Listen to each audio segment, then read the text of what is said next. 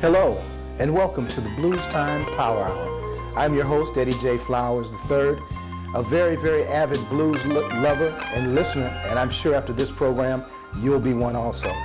Through interviews and live performances, we plan to educate you and expose you to some of the many, many blues artists that are famous, but yet you may not be aware of. In this program, we will educate you on the history of the blues, where it started, where it has gone to, and where it is today.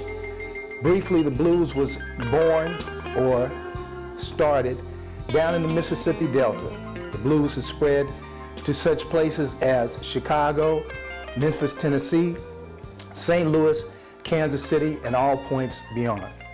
We will concentrate on the Bay Area and its music scene, and our first artist will be the lovely and very talented Lady Margaret, a lady that I've had the pleasure of seeing in performance and will show you later in the show, being able to sit and have an in-depth, up-close conversation with.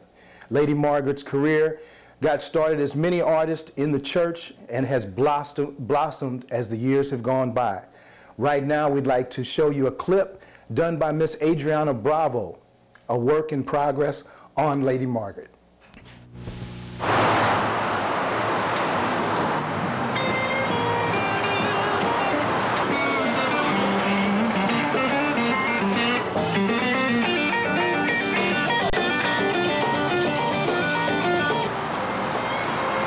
We get a lot of great music here. Some of the best bands in the history of blues music have come through here over the years.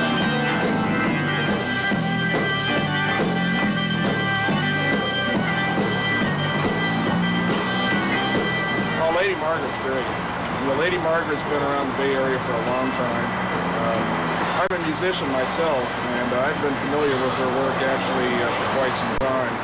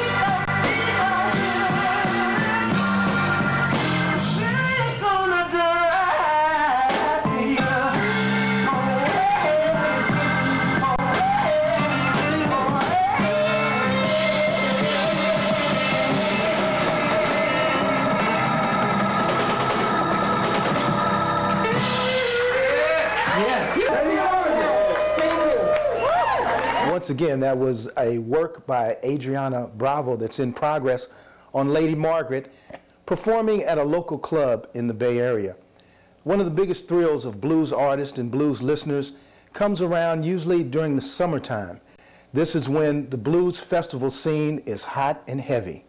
One of the most exciting things for the blues artist and you, the listener, is to see live performances. Right now, we'd like to go to the Monterey Blues Festival featuring Miss Lady Margaret on the Bluestime Power Hour.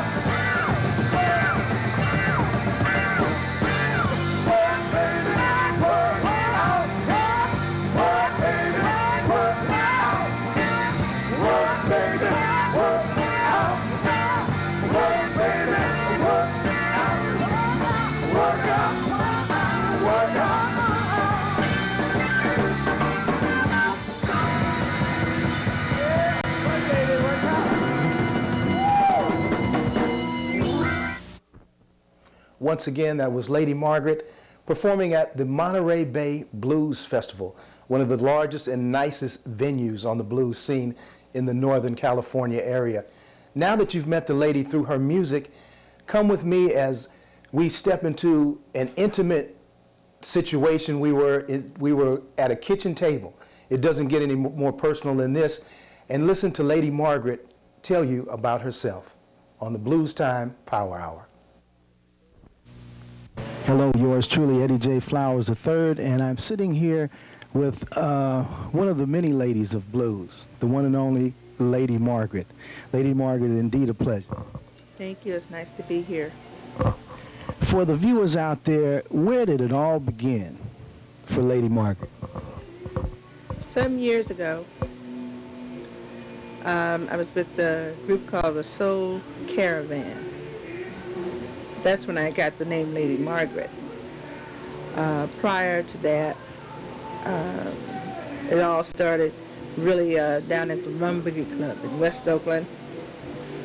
I started playing the piano, you know, and singing, and had my first job down on 7th Street with a guy called Cotton. At that time, they were only paying like $5 a night, and I had a job one night a week, playing for $5, and I just really thought this was something, because somebody had hired me. I really didn't know how to play, you know, and that's where it really started for me. Now, when you say the Rum Boogie down in West Oakland, are you a native of the Bay Area? Well, I'd have to say that. I wasn't born here, but I was raised here. You know, I was born in Beaumont, Texas, but I came out here at 3 years old, so I'd have to say more or less that California probably is it, even though I don't claim it, because I love Texas, you know. Well, I love Texas myself. I have some roots out of Texas. Oh, really? Yes, indeed.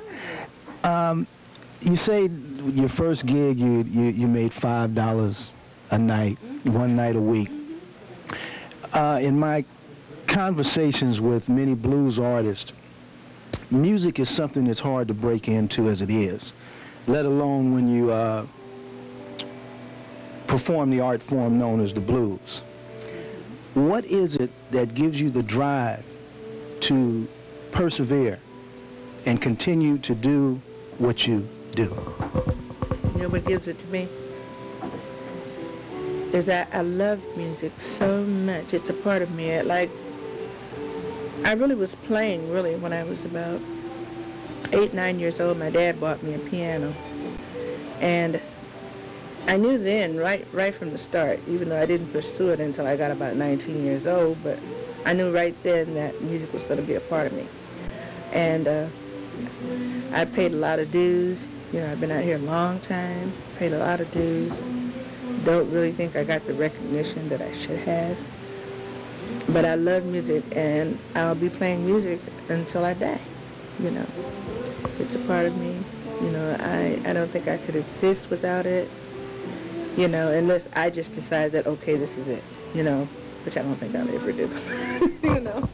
Well, in saying that, to me, the thing that keeps, especially blues artists going, and is what the blues is all about, is because it's something that you enjoy doing, but more importantly, it's something that comes from the heart. So, you know, I commend you on your perseverance. You mentioned that your dad bought you a piano as a young child. Were there any musical influences that were already out there that helped Lady Margaret or steered Lady Margaret in the direction she's going? Okay. You mean at that time, or you mean now? Then and now. Then and now. Then, the only thing I could play, well, I wasn't really into the blues or anything. I heard pop songs, you know, on the radio during that time. And I'm playing things like Sentimental Journey, you know, going to take a sentimental journey. My mom taught me how to play the boogie woogie because she was musically inclined. She used to sing in a gospel group and all that stuff. So I guess that's where I got my musical ability from her to start with. Then later on in life, I was introduced to Etta James, you know, which I used to sing a song by her called Good Rockin' Daddy. That was my showstopper, Good Rockin' Daddy. And Aretha Franklin, Gladys Knight. I like Z.Z. Hill. I do, things by him. And I'm pretty versatile. I could do a lot of things by blues artists of all, kinds, and Patti LaBelle, Anita Baker. I can do it all. You know what I mean? That was part one of an interview with Lady Margaret. We just want to remind you you're viewing the Bluestime Power Hour. We're going to take a short break, but don't you dare go anywhere.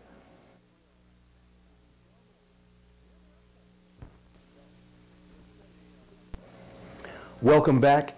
You're in touch with the Bluestime Power Hour, and I'm your host, Eddie J. Flowers III. Now let's go back for part two of an up-close interview with Lady Margaret. Right. Commercially speaking, it's usually somewhat difficult for blues artists to especially get started commercially, because commercial radio doesn't offer that much support. And in my endeavors, it seems like blues artists depend on club dates and when festival season comes around as their main avenues for getting their art form to the listeners. With this in mind, what would you like to see change, not only for Lady Margaret, but for other blues artists, commercially speaking? Well, I'd like, for the industry to change, because it's not enough work, around the Bay Area to support all the musicians that are here. And the club owners are crying about they don't have enough money to pay them. And it's a lot of these guys going around, some of them are homeless, you know what I mean? And I guess poverty-stricken. And I would like to see things open up, job-wise. Well, I guess the whole community would have to open up job-wise. And people start supporting the clubs, coming out and supporting us, especially the people that go back to our era, you know what I mean, that were around. If they would just come out and support us, I think that would make a hell of a lot of difference, I really do. We need that support that we haven't been getting, So the support from both sides, the listening audience, but more so commercially, the club owners, the music industry in general. Yes, definitely. Now, I've had the pleasure of emceeing for you some 2 years ago at the first Russell City Blues Festival in Hayward. I've always enjoyed your performances. What lies on the horizon as far as creative music, CDs? What lies on the horizon for Lady Margaret? Well, we're working on the CD as of right now, and I hope within a month or two it'll be complete. I'm waiting to get it out there. And I'm waiting on something to happen for somebody to say, oh, this is something, to get it moving, you know what I mean? I want to get out there to make some money, I feel like I have a lot to offer, and